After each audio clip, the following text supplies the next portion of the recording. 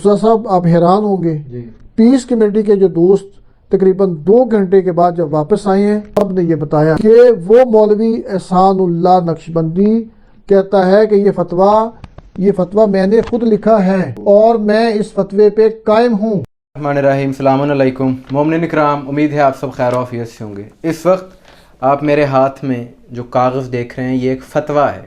اور شیعہ مسلک کی تکفیر کا فتویٰ ہے۔ گجرانوالہ کا ایک مدرسہ جس کا نام مدینۃ العلم ہے، لیکن اسے مدینۃ العلم نہیں کہنا چاہیے کیونکہ مدینۃ العلم سے کبھی نفرت کی بات نہیں پھیلائی جاتی، کبھی کسی کی تکفیر نہیں کی جاتی۔ اس فتوے کے مطابق یہ اس میں لکھا گیا کہ جو بھی شیعہ مسلک سے تعلق رکھتا ہے اس کی جو بھی نماز جنازہ پڑھے گا اسے تجدید ایمان کرنا ہوگی، اس کا نکاح دوبارہ سے پڑھنا ہوگا، اس کا ایمان خارج ہو جائے گا۔ تو ایسے شر پسند عناصر، ان کے خلاف کارروائی بہت ضروری ہے۔ اس وقت ہم موجود ہیں شیعہ علماء کونسل کے دفتر میں، یہاں ہمارے ساتھ موجود ہیں پنجاب کے جنرل سیکرٹری قاسم علی قاسمی صاحب، جنہوں نے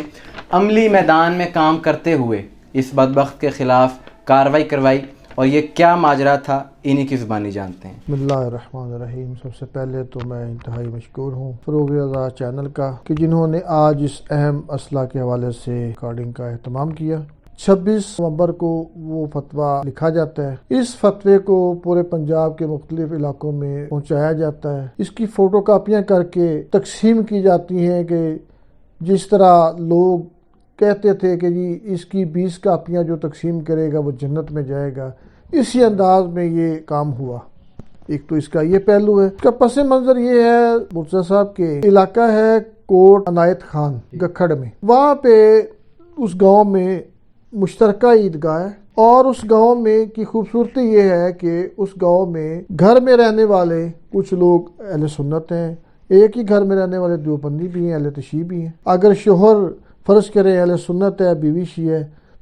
دوسرے گھر میں اگر شوہر جو ہے وہ شیعہ ہے، بیوی سنی ہے، آپس میں پیار اور محبت سے وہ رہ رہے ہیں۔ یہ جو ایک خاتون جن کا نام رحمت بی بی ہے، وہ جب فوت ہوتی ہیں 14 نومبر کو، یہ جب کہانی شروع ہوتی ہے وہاں سے، تو 14 نومبر کو فوت ہونے والی رحمت بی بی،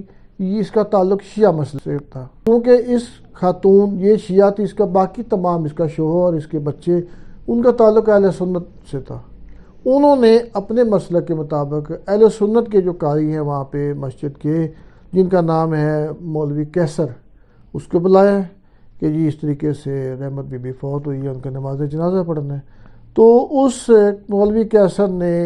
اس رحمت بی بی کا نماز جنازہ پڑھایا۔ خاتون شیعہ تھی، کیونکہ وہ باقی لوگ اہل سنت تھے، نماز جنازہ اس کا اہل سنت ہوا ہے، اور اس نماز جنازہ میں اس گاؤں میں رہنے والے کچھ 300 سے 400 لوگ شریک ہوئے ہیں، جس میں تمام مسالک کے لوگ تھے، شیعہ بھی تھے، اہل سنت بھی، دیوبندی بھی، اہل حدیث بھی، سب نے مشترکہ طور پہ ایک ہی نماز جنازہ پڑھا ہے۔ اس کے بعد رسم سوئم ہوتی ہے، یہی مولانا وہاں پہ رسم سوئم کا ختم بھی دیتے ہیں۔ اگلے دن 17 تاریخ کو صبح فجر کی نماز کے بعد وہ لیکچر دیتے ہیں، لوگوں کو کہتے ہیں کہ مجھ سے غلطی ہوئی تھی، میرے علم میں یہ فتویٰ نہیں تھا، شیعہ کا نماز جنازہ پڑھانے سے بندہ کافر ہو جاتا ہے، میں کافر ہو گیا تھا، اب میں نے دوبارہ کلمہ پڑھا ہے، دوبارہ اسلام میں داخل ہوا ہوں، اور میں نے اپنا نکاح بھی دوبارہ اپنی بیوی سے پڑھا ہے۔ اس میں اس کے ساتھ قاری طارق ہوتا ہے، وہ بھی لوگوں کو اسی طریقے سے کہتا ہے کہ جس نے نماز جنازہ پڑھا تھا وہ اپنا نکاح بھی پڑھوائیں اور دوبارہ کلمہ بھی پڑھیں۔ یہ معاملہ ہوتا ہے، اور وہ 17 تاریخ کو وہ وہاں سے چلا جاتا عمرے پہ۔ اس کے بعد 24 تاریخ کو قاری عالم ہے، وہ وہاں پہ مسجد میں نماز جمعہ کا خطبہ دیتے ہیں، اور یہی چیز وہاں پہ وہ لوگوں کو کہتے ہیں لاؤڈ سپیکر پہ، جس کا پورا گاؤں گواہ ہے، اور اس نماز جمعہ میں موجود تمام لوگ گواہ ہیں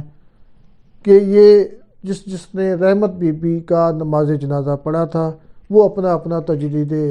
نکاح بھی کریں اور تجدید ایمان بھی کریں۔ اس کے بعد کیا ہوتا ہے کہ گاؤں کے جو لوگ ہیں وہ کہتے ہیں کہ یہ کون سا طریقہ ہے، ہم نے تو آج تک ایسا کوئی فتویٰ اور ایسی چیز نہیں سنی۔ اس کے بعد کیا ہوتا ہے، اس کے بعد یہ ہوتا ہے کہ یہ لوگ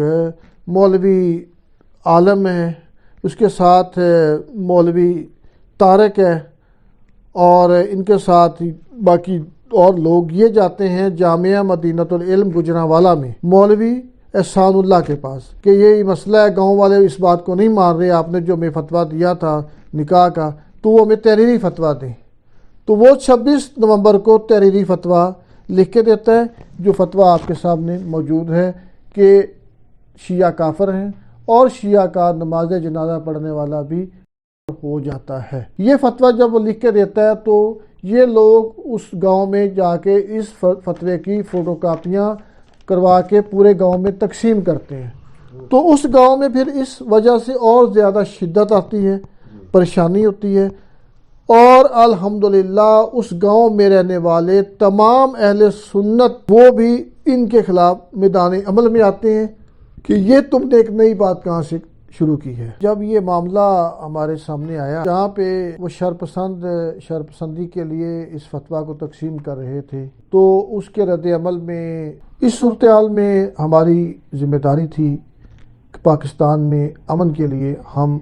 میدان میں آئیں اور جو ایک قانونی طریقہ کار اور قانونی راستہ بنتا ہے وہ اپنایا جائے۔ اسی لیے پھر علامہ اشتیاق کاظمی صاحب جو ہمارے شیعہ علماء کونسل پنجاب کے سربراہ ہیں، دیگر علماء کرام، کل ہم سب تھانہ آروپ گجرانوالہ گئے۔ 7 دسمبر SHO محسن مجید صاحب سے ملاقات کی، وہاں پہ DSP آصف خان صاحب سے ملاقات کی۔ جب ہم نے یہ فتویٰ انہیں دیا تو تکلیف دہ بات ہے کہ انہیں علم نہیں تھا کہ یہ اس طرح یہ کچھ معاملہ چل رہا ہے، اس معاملے کی حساسیت بھی انہیں علم میں نہیں تھی۔ جب فتویٰ انہوں نے دیکھا ہے تو وہ پریشان ہوئے ہیں۔ اس کے بعد پھر SP بلال صاحب ہیں، وہاں SSP آپریشن ہیں، فراز صاحب ہیں اور دیگر پولیس آفیسرز، ان کے ساتھ پھر یہ میٹنگ ہوئی۔ میٹنگ ہونے کے بعد انہوں نے کہا یہ ظاہر ایک مذہبی مسئلہ ہے، اس مذہبی مسئلے کو ہم نے ایک اچھے انداز میں لے کے چلنا ہے، جس کے لیے ہم نے پھر اپنے تعاون کا یقین دلایا۔ انہوں نے گجرانوالہ کی پیس کمیٹی، تمام مسالہ کے اس میں اکابرین تھے، تقریباً 12-14 لوگ تھے، ان کو بلایا، امن کمیٹی کے ساتھ ہماری میٹنگ ہوئی، یہ معاملہ ان کے سامنے رکھا۔ انہوں نے کہا جی بالکل یہ غلط ہوا ہے، لیکن ہمیں آپ موقع دیں کہ ہم اس شخص کو جس کا نام محمد احسان اللہ نقشبندی ہے اس سے مل لیں۔ ممکن ہے کہ یہ فتویٰ اس کے نام سے نشر کیا گیا ہو، اس کے لمبے بھی نہ ہو، جس پہ ہمارے تحفظات تھے۔ میں نے پولیس آفیسرز کو کہا کہ آپ پاکستان میں رہتے ہیں، پاکستان میں اگر کوئی کسی کے بارے میں یہ کہہ دے کہ اس نے توہین قرآن کر دی ہے یا توہین رسالت کر دی ہے تو پاکستان میں یہ اسے پوچھا نہیں جاتا کہ تم نے کی ہے یا نہیں کی، بلکہ اسے جاتا ہے، اسے کر دیا جاتا ہے۔ تو آپ کا یہ انداز کہ اس سے پوچھنا، یہ بات سمجھ نہیں آتی، اس پہ رد عمل بنتے، آپ کو ایکشن لینا چاہیے۔ لیکن انہوں نے کہا کہ نہیں، آپ ہمیں موقع دیں تاکہ ہم تحقیق تو کر لیں۔ مصطفیٰ صاحب آپ حیران ہوں گے، پیس کمیٹی کے جو دوست تقریباً 2 گھنٹے کے بعد جب واپس آئے ہیں تو ان سب نے یہ بتایا، جس میں تمام مسالہ کے دوست تھے، بزرگ علماء کرام بھی تھے، کہ وہ مولوی احسان اللہ نقشبندی کہتا ہے کہ یہ فتویٰ میں نے خود لکھا ہے اور میں اس فتوے پہ قائم ہوں۔ میں سمجھتا ہوں کہ اس صورتحال میں تو ہمیں یہ بات سمجھنی چاہیے کہ اس قسم کے لوگ جو پاکستان میں خون ریزی چاہتے ہیں، جو پاکستان کے گلی محلوں میں، عبادت گاہوں میں اور بازاروں میں چاہتے ہیں کہ خون کی ندیاں بہیں، اس قسم کے لوگوں کے بارے میں ہمارا کام تھا پولیس کو، انتظامیہ کو آگاہ کرنا، ان کے بارے میں حقائق بتانا۔ اس کے بعد FIR درج ہو چکی ہے الحمدللہ۔ کل FIR کے بعد جو عملی اقدامات ہیں، میں سمجھتا ہوں اس کو گرفتار کرنا، اس کی تحقیقات ہونی، اس کی تفتیش ہونی کہ اس کے پیچھے کون ہے۔ پاکستان کو اس انداز میں دوبارہ فرقہ واریت کی طرف لے کے جانے والے ان کے پیچھے جو ہیں ان کو بھی گرفتار ہونا چاہیے، اور اس حوالے سے انویسٹیگیشن ٹیم میں سمجھتا ہوں کہ گجرانوالہ کی ایک ٹیم بننی چاہیے جو سارے معاملے کی تحقیقات کرے، اور عدلیہ کی بھی ذمہ داری بنتی ہے کہ اس قسم کے جو لوگ ہیں ان کے لیے جو سزا قانون میں تعین ہے وہ انہیں ملنی چاہیے۔